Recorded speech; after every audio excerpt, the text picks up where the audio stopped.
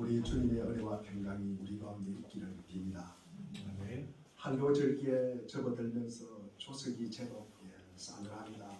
이 사람들은 푸른 하늘을 나는 때 기르기의 소리가 참 이슬을 접속한다고 노래합니다.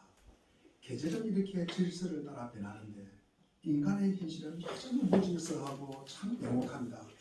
이루 말할 수 없는 전쟁의 참사, 우크라이나와 러시아의 지루한 전쟁은 언제 끝날까? 참으로 우리로 하여금 인간의 참혹함을 보게 합니다. 태국에서는 마약에 취한 전직 경찰관이 총기를 난사해서 40여 명에 가까운 무고한 어린이와 그리고 성인들이 죽었습니다. 참 참혹한 일들입니다. 도스토옙스키의 까라마조프가의 행제들에 나오는 이반은 이런 말을 합니다. 지상에서 아이들이 고통과 학대에 대한 실화를 열거하면서 이 세계 전부도 우리가 괴로운 처지에 하소연할 것 없는 불쌍한 어린아이의 눈물 한 방울만한 가치도 없다. 이 세계 전부가 어린아이의 눈물 한 방울만한 가치도 없다고 이렇게 말합니다. 거친 세상에 대한 그의 분노가 서려 있습니다. 이제 우리나라도 마약 청정국이 아니라는 보도를 보게 됩니다. 위험한 세상입니다. 참 삶이 팍팍합니다. 언어 또한 거칩니다. 마음에 여백이 없기 때문입니다. 따뜻하고 겸손한 말들이 점차 사라지고 거칠고 공격적이고 차가운 말, 조롱과 냉소적인 말들이 세상을 뜯어오고 있습니다. 그 말들이 사람 사이를 점점 갈라놓습니다. 말이 많을수록 진실에서 멀어지는 경우가 대부분입니다. 진실은 그 자체로 힘이 있기 때문에 굳이 많은 설명을 필요로 하지 않습니다. 우리가 부부도 마찬가지고 우리가 한 교회의 교우님들도 마찬가지입니다. 우리는 전에 못 얻은 사람들입니다. 그런데 우리 요한복음 15장 7절 전반절을 보면 예수님께서 너희가 내 안에 머물러 있고 내 말이 너희 안에 머물러 있으면 우리가 남남이 만나서 마음의 문을 여는 것은 쉽지 않습니다. 그러나 우리는 예수 그리스도를 마음에 품고 우리가 예수 그리스도를 바라보고 살기로 작정한 자들입니다. 예수 그리스도의 말씀이 그대로 이루어질 줄로 믿고 사는 자들입니다. 남남이 만났지만 마음의 문을 열고 그 마음의 문을 열므로 우리가 요한복음 15장 8절에 보면 너희가 열매를 많이 맺어서 내 제자가 되면 이것으로 내 아버지께 영광을 받으실 것이다. 우리가 남남이 만났지만 예수 그리스도를 인해서 우리가 마음의 문을 여는 것, 이것이 우리의 열매예요. 이것이 우리가 제자되는 길이에요. 이것이 우리가 하나님께 영광을 돌리는 일이다. 우리가 10절 너희가 내 계명을 지키면 내 사랑 안에 머물러 있을 것이다. 그것은 마치 내가 아버지의 계명을 지켜서 그 사랑 안에 머물러 있는 것과 같다. 11절에 보면은 내가 너희에게 이런 말을 하는 것은 내 기쁨이 너희 안에 있게 하고 또 너희의 기쁨이 넘치게 하려는 것이다. 아멘. 내 계명을 지키면 그 사랑 안에 머물러 있으면은 주님의 기쁨이 내 기쁨이 된대요. 아멘. 주님의 기쁨이 내 기쁨이 됩니다. 이런 내 아버지의 말씀을 지키는 공동체, 그 사랑 안에 머무는 공동체, 아버지의 기쁨이 내 기쁨이 되는 공동체, 이런 공동체가 우리가 바라고 원하는 공동체가 아닐까. 이런 한 공동체의 영성을 갖다가 보려면 우리가 무엇으로 우리가 알 수 있을까? 무엇으로 알 수 있을까? 우리 교우님들은 우리가 조금 전에 말씀드린 것과 마찬가지로 이런 아름다운 공동체가 되려면 이게 도대체 어떻게 해야 될까? 무엇을 보면 이런 공동체가 그렇구나 라고 우리가 알 수가 있을까? 우리가 전도를 많이 하면 그럴까? 한번 생각해 보십시오. 봉사 많이 하면 그렇게 될까? 헌금을 많이 하면 이렇게 될까? 여러분 기도 많이 하면 이렇게 될까? 성경 공부 많이 하면 이렇게 될까? 물론 그럴 수도 있습니다. 전혀 그것이 근거가 없는 건 아닙니다. 그러나 그보다 먼저 그 교회의 영성은 그 교회 교인들의 말씀을 받는 태도입니다. 우리가 말씀을 받는 태도로 개인의 영성과 이 공동체의 영성을 우리가 알 수 있다는 것입니다. 우리가 부족한 것은 매 마찬가지입니다. 우리가 주님 앞에서 내가 뭐라고 이야기하겠습니까? 부족한 것은 우리가 매 마찬가지이지만 그러나 우리가 그 하나님의 말씀을 받는 태도에 따라서 달라진다는 것입니다. 얼마만큼 우리가 영적 건강함을 유지하는가, 얼마만큼 영적으로 우리가 말씀에 예민한가, 영적으로 하나님과 얼마나 가까운 자리에서 우리가 삶을 살아가는가 알기 위해서는 말씀을 대하는 태도, 우리가 성경에 접근하는 자세, 그리고 말씀에 대해 가지고 있는 인식을 우리가 보아야 합니다. 그리고 말씀을 우리가 받아들임으로써 내 자신을 바꿀 수 있다는 이 가능성을 갖다가 열어놓는 것입니다. 열어놓는 것입니다. 그러면 우리가 이스라엘 백성들이 말씀을 받는 태도가 어떠할까? 우리가 이 분위기는 지난주에도 제가 이 말씀을 드렸기 때문에 생각을 하고 바로 들어가겠습니다. 우리가 첫째로 이스라엘 백성들은 일어섰다. 우리 오늘 본문 5절에 보면은 학자 에스라는 높은 단 위에서 있어도 백성들은 모두 그가 책 펴는 것을 볼 수가 있었다. 에스라가 책을 펴면은 백성들은 뭐였다? 일어섰다. 본문에 보면 에스라가 하나님의 말씀을 펼 때 그분은 다 일어나서 말씀을 받았다고 기록하고 있습니다. 어떤 사람이 참 귀한 이야기를 했을 때 그 사람의 인격과 그 사람의 메시지에 대해서 경의를 표하기 위해서 우리는 일어섭니다. 인사할 때도 주로 우리가 일어서서 인사를 합니다. 여호와의 종은 헌신과 충성과 복종의 표시로 여호와 앞에 섰다라는 성경의 표현이 너무 자주 나옵니다. 아브라함이 여호와 앞에 섰다. 그죠? 모세가 호렙산에서 내 하나님 여호와 앞에 서매. 그죠? 신명기 4장 10절 말씀이죠. 우리가 창세기 41장 46절도 요셉이 바로 앞에 서매, 다윗이 사울왕 앞에 서매. 그렇습니다. 서는 것은 우리가 존경과 경의를 갖다가 표현하는 것입니다.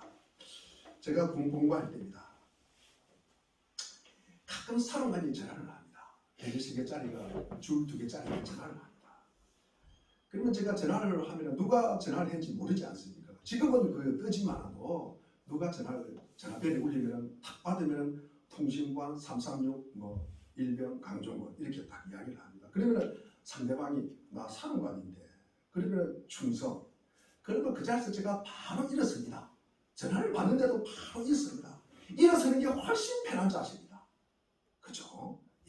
평소에는 앉아있는 것이 편하고 좋은 자세인데 제가 자식된 도리로서 저는 지금도 부모님과 통화할 때 일어서서 전화를 합니다.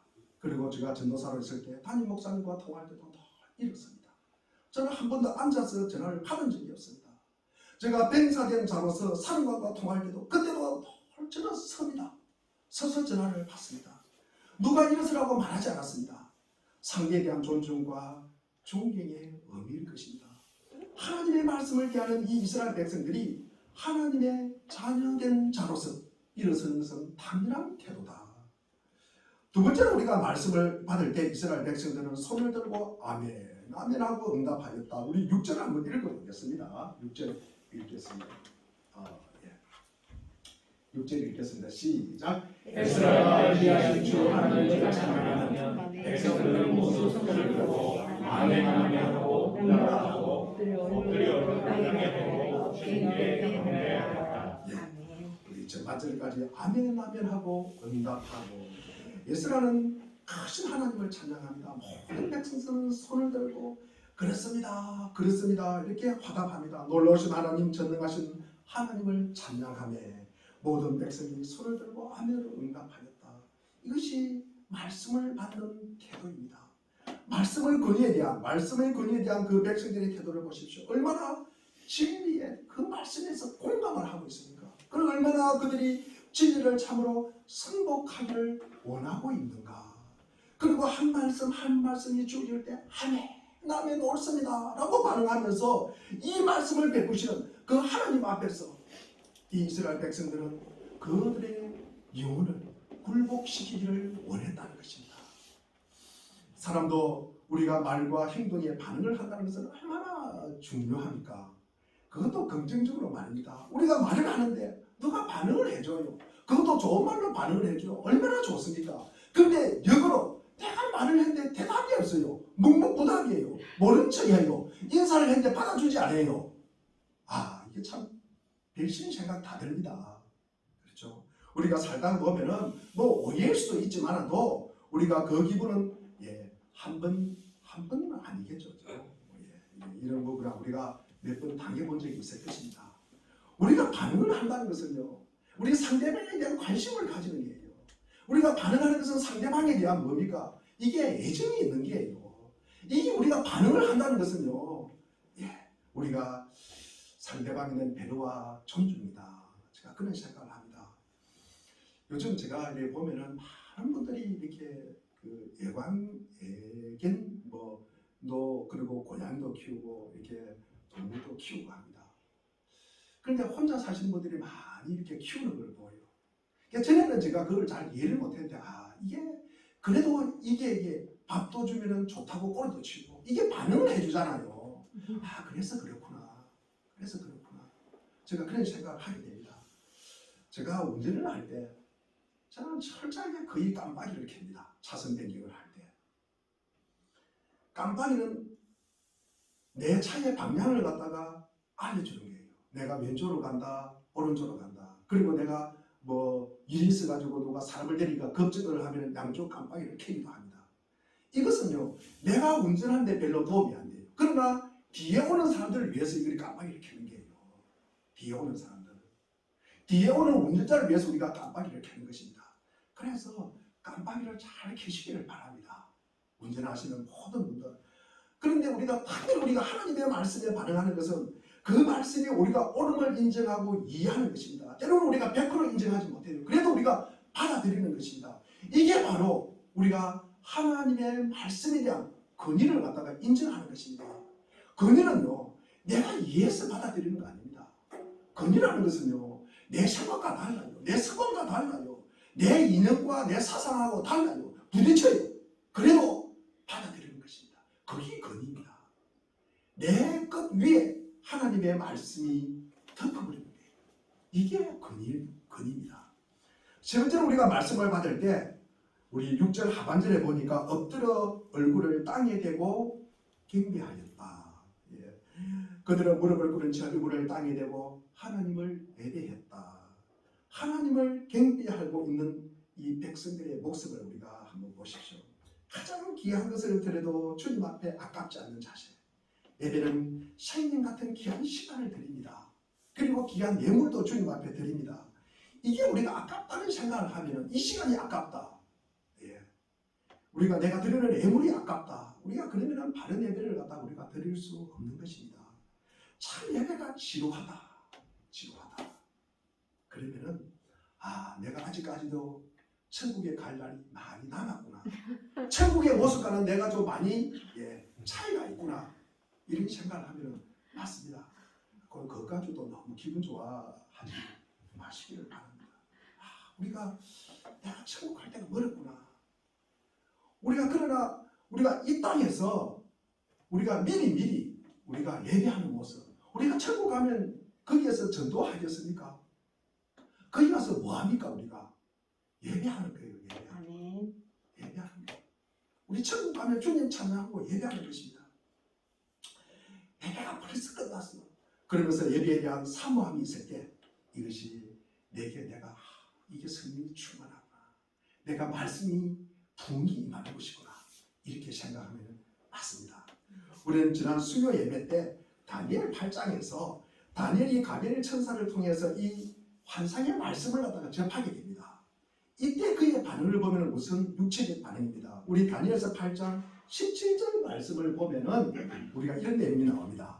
가브리엘 천사가 말씀을 가지고 왔을 때, 즉 환상을 갖다가 해석할 때 다니엘이 들어와서 얼굴을 땅에 대고 엎드리네. 18절에 보니까 가브리엘 천사가 내게 말할 때 내가 얼굴을 땅에 대고 엎드려 깊이 잠들매. 우리 27절 한번 읽어보겠습니다. 27절입니다. 시작. 그때 나 다니엘이 몹시 지쳐서 여러 날 동안 나아갔다. 얼마나 이에 앞서서 왕이 맡긴 일을 계속하였으나 내가 본 환상의 때문에 나는 힘없이 올랐고 그 뜻을 이해하지 못하였다. 주가 우리가 말씀을 받을 때 이 모습입니다. 다니엘 같은 이 선지자도 이런 모습이니까 하나님의 말씀을 받을 때 알아서 누웠대요. 이해 안 되는 거예요. 이해가 안 되는 거예요. 이게 다니엘의 모습입니다. 이게 우리가 말씀을 받을 때의 모습입니다. 우리가 지난주에도 제가 말씀을 드렸지만 우리가 말씀을 받는다는 것은 상당히 우리에게 부담이에요. 부담. 우리를 때로는 혼란스럽게 합니다. 우리를 갖다가 갈등하게 해요. 왜냐하면 내가 가고자 하는 길과 이 가는 길에 늘 제동을 걸기 때문입니다. 하나님의 말씀이 못 가게 하기 때문입니다. 그러니까 갈등이 생길 수밖에 없습니다. 이어서 이 다니엘이 내가 그 환상으로 인하여 놀라고 그 뜻을 깨닫는 사람도 없었느니라. 우리 밑에 부분을 갖다가 보면은 다니엘은 천사의 해석을 들었지만 현실적으로 이해되지 않았다. 그래서 놀라는 것은 너무나 당연하다. 우리가 그 뜻을 깨닫는 사람도 없었다고 우리가 말하는 것을 보면은 아마 이 말씀을 받고 누구인데 물어보았다는 거죠. 근데 그걸 말을 갖다 공감하는 사람도 없고 누가 그 말에 깨닫고 이해하는 사람도 아무도 없었다는 것입니다. 그래서 우리 성도는요, 하나님의 위대하고 두려운 말씀을 우리가 마음속 깊이 간직하고 사는 거예요. 간직하고 사는 거예요. 이게 우리가 이해가 돼서 우리가 간직하고 사는 거 아닙니다. 그 말씀을 말씀 그대로 우리가 우리 가슴에 품고 살아가는 거예요. 아멘. 그러나 우리가 그 말씀만 들고 아무 일도 안 하면 안 됩니다. 일어서서 왕의 일을 보았다. 그죠? 그 내가 맡긴 일을, 왕이 맡긴 일을 계속 하였다라고 기록하고 있습니다. 자신이 이 땅에서 해야 할 일이 있는 거예요. 해야 할 일을 계속 하는 거예요. 그러면서 뭡니까? 그 말씀을 간직하고 있는 거예요. 그래서 우리가 이 땅을 살아가면서 땅의 이치가 있지 않습니까? 이 땅에 우리가 살아가야 할 땅의 이치가 있어요. 그것도 우리가 가지고 그리고 하늘의 이치도 우리가 가슴에 품고 살아가는 거예요. 이것이 우리가 적절하게 조화와 균형을 이루면서 살아가는 것입니다. 근데 너무 한쪽으로 치우치면 어떤 분들은 하늘의 이야기만 해요. 내가 꿈을 꾸었더니 어떻다 저떻다 그 이야기만 해요. 참 안타깝습니다. 그것이 우리가 뭐 꿈을 꾸고 뭐 이런 이야기는 우리가 그런 뭐 진단을 할 수 있습니다. 그러나 이걸 갖다가 진리인 것처럼 다른 사람에게 강요를 하고 그리고 이것을 갖다가 판단 기준으로 삼고 그렇지 않으면 무시하고 그걸 갖다가 저주를 하고 그러면요 믿음의 사람의 모습이 아닙니다. 그것은 우리가 언제 어디서나 하나님의 말씀의 근위가 존중되고 순복되는 곳에는 하나님의 역사가 일어납니다. 우리가 잘 아는 히브리서 4장 11절 말씀이 있잖아요.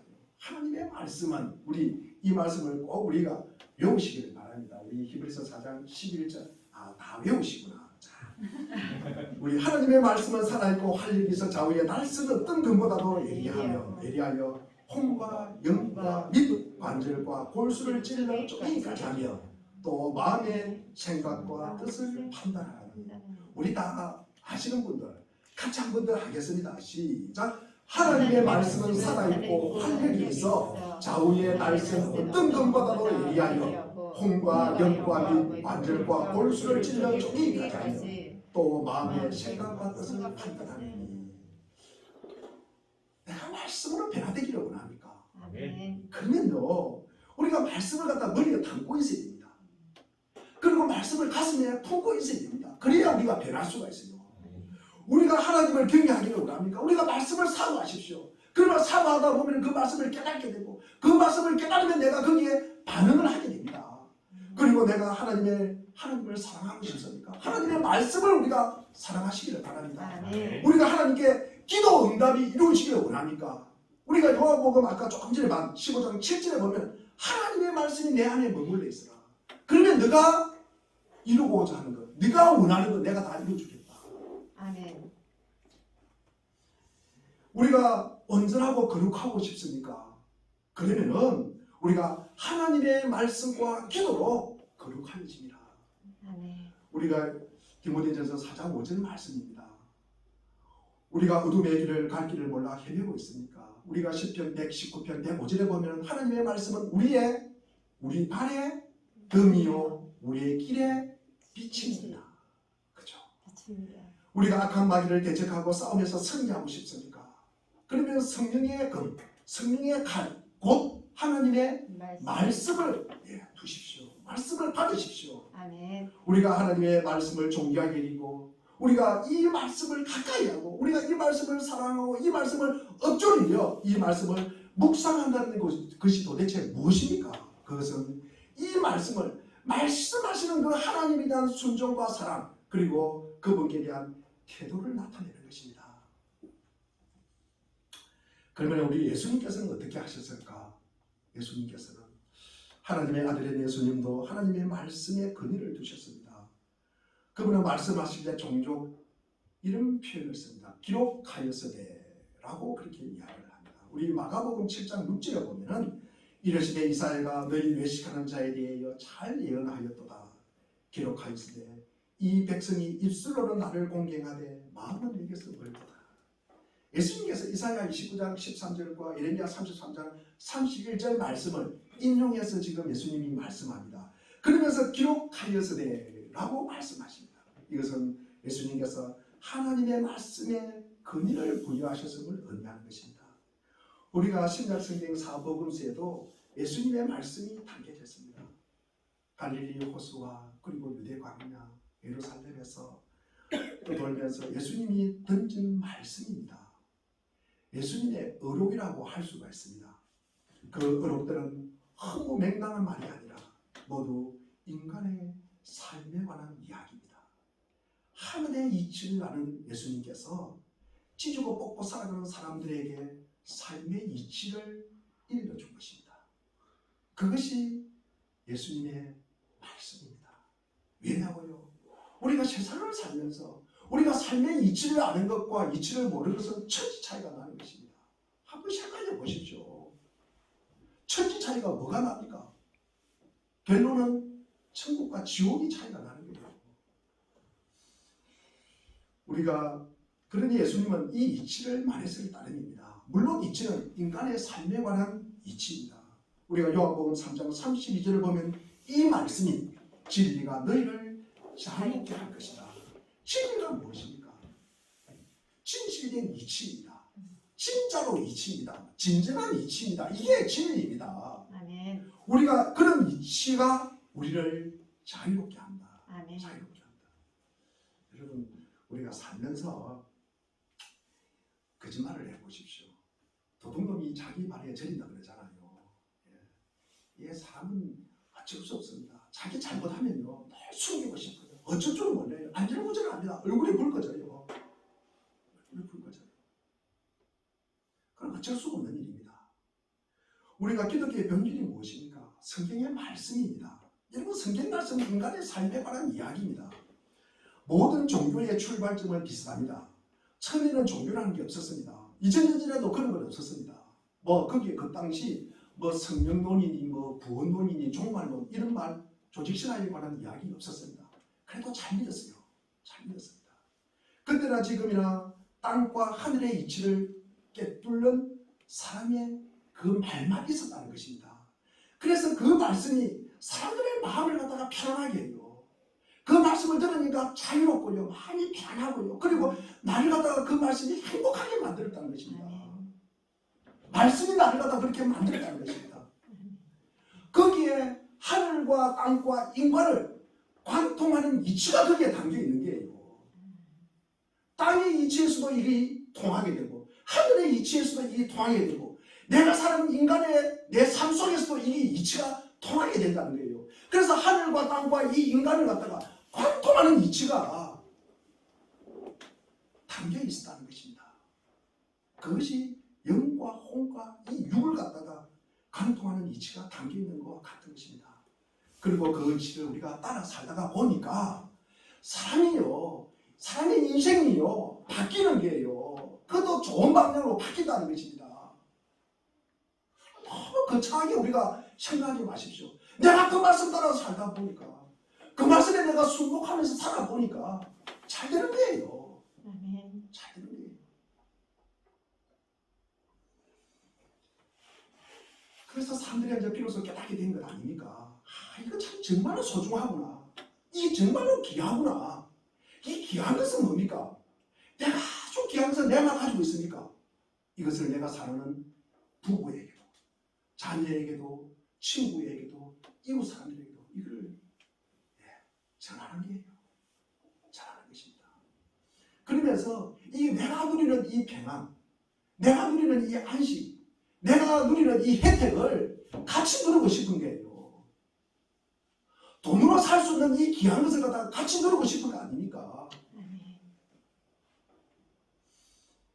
그래서 그걸 갖다가 우리가 지키려고 한 것이죠. 2000년 전에 생겼던 일인데 이걸 갖다가 우리가 지키려고 합니다. 변질되지 않고 왜곡되지 않고 이것을 어떻게 계속 좀 잘 지내줄 수 없을까? 지내줄 수 없을까? 그걸 위해서 신학교도 생기고 조직이 생긴 거예요. 그러다 보니까 우리가 절차도 생기고요. 그러다 보니까 건물도 생기고요. 그러다 보니까 전통도 생기고 그러다 보니까 사람 사이에 질서도 있고 사람 사이에 위계도 생겼던 것입니다. 그렇게 종교가 있게 된 건 아닙니까? 그래서 기독교가 지금까지 유지되고 있는 건 아닙니까? 때로는 가끔 교회가 욕을 얻어먹고 신학교가 욕을 얻어먹는다. 그렇다고 신학교 없애버리고 교회 없애버리면 다 잘 되겠습니까? 그런 절차와 형식이 번거롭습니까? 그래서 가장 우리가 먼저 있었던 것이 말씀이에요. 우리가 창세기 1장 1절에 뭐라고 되어 있습니까? 태초에 하나님이 천지를 창조하십니다. 무엇을 가지고 창조했습니까? 말씀을 가지고 창조하셨다는 거예요. 이 세상의 창조도 말씀입니다. 그래서 말씀을 대하는 인식과 말씀을 듣는 태도가 그만큼 중요하다는 거예요. 아마 여기 계신 분 중에서 아직도 나를 지키는 것은 나 자신이라고 생각하는 사람이 있습니까? 내 생각이 나의 삶을 변화시키지 못합니다. 여러분, 사람들의 웃음과 농담이 우리의 영혼을 만족시킬 수 없다는 사실을 우리가 알기 때문에 우리가 이 자리에 앉아 있는 거 아닙니까? 네. 정치 철학이나 시사만평이 우리를 인도하는 길잡이가 될 수 없다는 사실을 알기 때문에 우리가 예수님을 바라보고 예수님에게 우리가 좀 궁금해하는 것 아닙니까? 그래서 우리가 예수님께 은혜 받기를 원하는 것 아닙니까? 내 철학과 사상 이념 이것이 내 삶의 해답이 될 수 있다는 사실에 철저히 뭉개지고 깨진 자들이 우리가 아닙니까? 단편적인 철학이나 습관이 우리의 영혼을 건드릴 수 없다는 사실을 알았지 않습니까? 일시적인 쾌락이 우리에게 감동을 줄 수가 있어도 우리의 깊은 영혼을 움직일 수 없다는 사실을 알게 되었지 않았습니까? 우리가 하나님의 말씀 앞에 달려가 그 말씀을 통해서 내 삶을 다시 만들기로 작정하고 그리고 결정한 사람들이 우리가 아닙니까? 내 삶의 목표를 조율하고 그리고 말씀에 우리가 맞추어서 내 삶을 수정하고자 하는 사람들이 우리가 아닙니까? 그들이 그리스도인이에요. 그들이 그리스도인이라는 것입니다. 그렇다면 말씀이 얼마나 우리의 삶을 지배하고 있습니까? 우리가 말씀이 어떻게 역사하고 있습니까? 우리가 논문을 쓸 때 보면은 어떤 자리에서 어떤 이론을 갖다가 인용했는가에 따라서 논문의 질이 이제 결정이 됩니다. 우리가 가까이 학기 말에 텀프이트를 냅니다. 그러면은 우리가 영문판 한 3권 내지 5권 정도 그리고 한국어로 된 한글판 한 10권 정도 이렇게 인용해서 제출하면 A 플러스 당연히 받습니다. 당연히 받습니다. 마찬가지로 내 철학이나 내 견해, 내 사상이나 내 의견이 하나님의 말씀에 의해서 인정이 됐을 때 내가 말하는 것, 내 사상, 내가 가지고 있는 습관 이것이 뭡니까? 내 말씀이 하나님의 말씀으로 주어진 것으로 살아가는 거예요. 하나님의 말씀으로 덧입혀서 내가 그렇게 내 사상도 내 생각도 내 습관도 그렇게 변해 있는 게요. 이런 자가 복 받은 자 아닙니까? 우리가 하나님의 말씀을 받아요. 하나님의 말씀을 받는 것은 우리가 편하게 되기를 바랍니다. 이것이 갈등하는 것이 아니라 우리에게 혼란을 야기하는 것이 아니라 하나님의 말씀을 받을 때 내가 너무 편하게 되는 거예요. 내 삶의 진리가 확 내 어떤 어려움과 고난과 그리고 환란이 거기서 해결되는 거예요. 근데 갈등이 거기서 해결되는 거예요. 우리가 말씀을 받을 때 이 하나님의 거룩한 진리의 말씀에 의해서 우리가 삶을 갖다가 이끌어가야 된다는 거예요. 그래서 하나님의 말씀이 나를 갖다가 이끌어가는 거예요. 이렇게 우리가 표현을 하는 것입니다. 이것이 우리가 다른 말로 하면 말씀에 대한 부흥이다, 뭐 성령이 충만하다 이렇게 이야기를 하는 거예요. 그래서 우리가 성령이 충만한 것도 말씀이 있어야 우리가 다 성령이 충만한 것입니다. 아멘. 뭐 내가 요한 꿈을 꿨다, 그런다고 우리가 성령 충만하다, 그것은요, 예, 거짓말입니다. 거짓말. 종교 개혁자들에게는 다음과 같은 관습이 있습니다. 우리 개혁 시대 때 개혁자들이 모여서 어떤 의논을 하자고 할 때 그 중에 한 사람이 일어나서 성경에 의하면 주님께서 우리에게 이렇게 말씀하셨습니다. 그러니까 우리도 이렇게 해야 합니다 라고 말합니다. 그러면 그 회의가 종료되는 거예요. 그렇게 결정나는 거예요.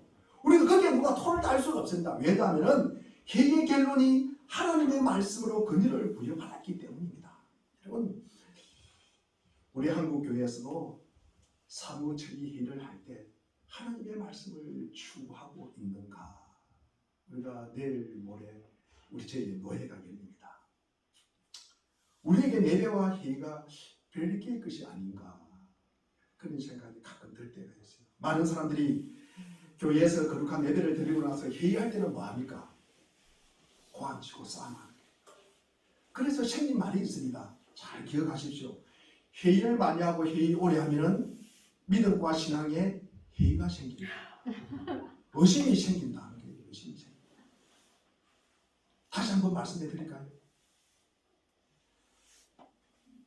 우리가 말씀 따로 회의 따로 그러면요, 회의하는 그 순간에 하나님의 말씀이 적용되지 않아도 좋습니까? 아니, 우리가 예배 끝나고 내 삶의 장으로 돌아갑니다. 집으로 돌아갑니다. 직장으로 돌아갑니다. 그리고 내 삶의 현장에서 이 말씀은 나와 아무 상관이 없습니까? 그렇습니까? 아니죠? 예. 내 삶에 하나님의 말씀을 어떻게 적용할 것인가를 우리는 생각하셔야 합니다. 내 삶의 현장과 이 성경의 말씀은 깊이 연관이 되어 있는 것입니다. 여러분께서 하나님의 말씀의 권위가 주일에만, 그리고 예배당 안에서만, 그리고 11시부터 12시 요 사이에만 있는 건 아닙니다. 예, 기억하시죠? 예. 우리가 본문을 잘 보시면 그 당시에 성경이 많지 않았던 것 같습니다. 우리가 지난 주일에 봤던 그 느헤미야 8장 1절에 보니까 성경을 좀 가지고 오십시오 라고 말하는 내용이 있습니다.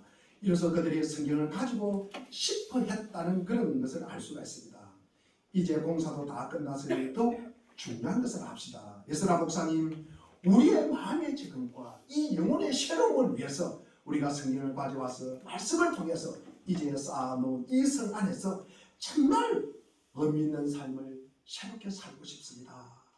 그들은 하나님의 말씀의 근위에 전 생활을 지배받고 싶습니다.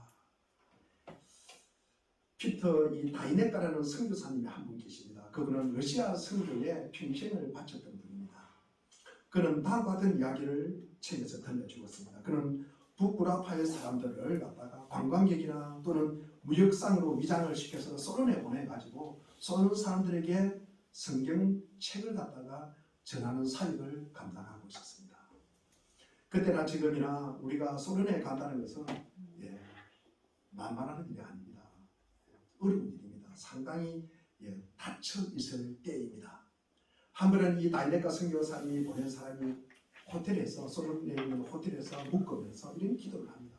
하나님, 내가 이 성경을 갖다가 꼭 필요로 하는 사람, 이 필요로 하는 사람에게 이 성경을 갖다가 전달해 주십시오. 전달하도록, 내가 그것을 분별하도록 해달라고 기도를 합니다. 성경을 잘못 건네주면 큰일 납니다. 추방을 당하든지 아니면 죽음을 각오해야 하는 것입니다. 그래서 성경을 갖다가 건네줄 사람을 분별할 수 있도록 해달라고 기도를 하는 것입니다. 그러면서 그런 기도 중에 성경을 펴놓고 있었는데 그때 마침 호텔 여조원이 띵동 하면서 청소하러 들어옵니다. 그래서 이 여조원이 성경책을 보더니 갑자기 그의 눈이 반짝반짝하는 거예요.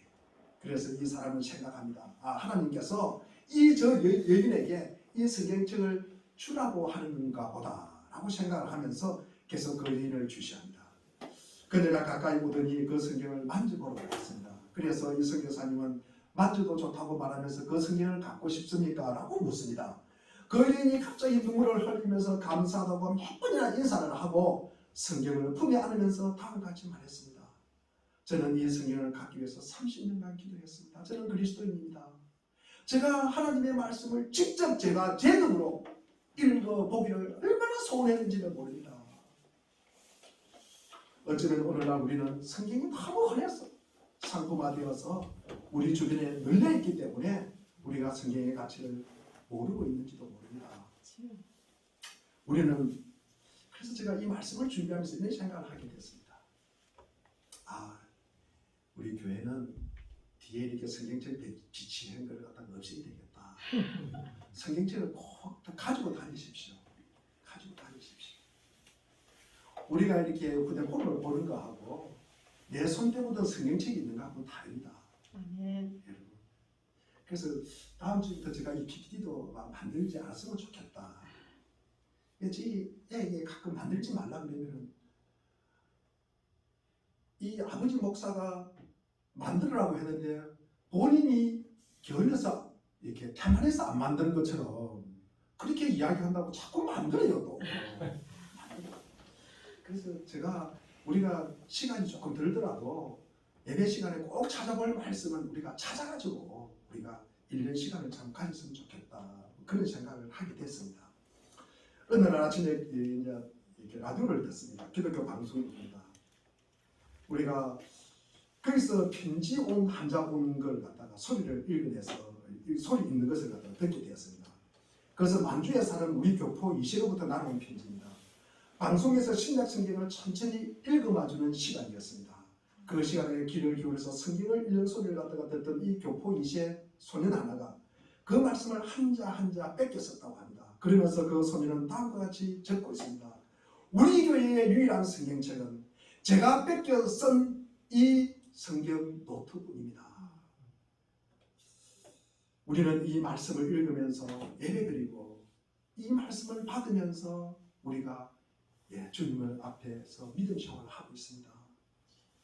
우리 자신을 한번 생각해 보십시오. 우리 성경 얼마나 이렇게 자주 읽으시고 성경 말씀을 우리가 귀하게 여기시는지 그리고 매일 읽으시는지 그리고 이 말씀을 갖다가 내 가슴에 품고 살아가시는지 우리가 한번 생각해 보시기를 바랍니다.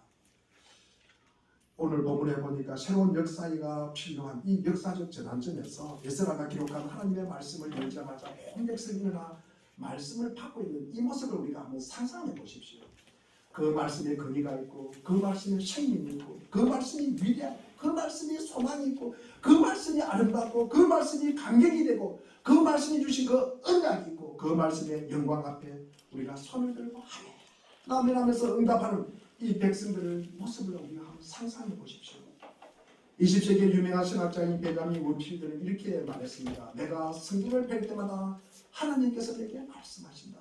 두려워 말라 라는 말은 성경책 외에도 많이 있다.